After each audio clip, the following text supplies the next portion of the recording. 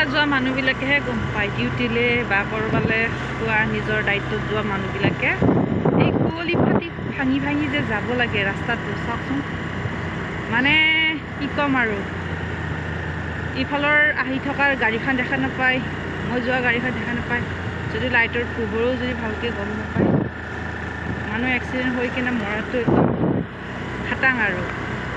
দায়িত্বত যোৱা মানুহবিলাকেহে গম পায় পুৱাই পুৱাই এই 5টা 6টা বজাত উঠি এনেকৈ কুঁৱলী ভাঙি ভাঙি যোৱা ৰাস্তাটো ইমান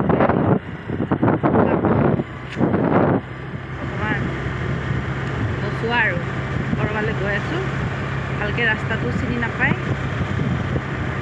সুধি সুধিহে যাব লাগিব।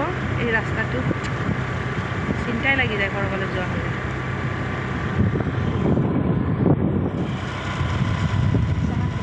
কিমান কেনেকৈ যাবলগীয়া হৈ আছে।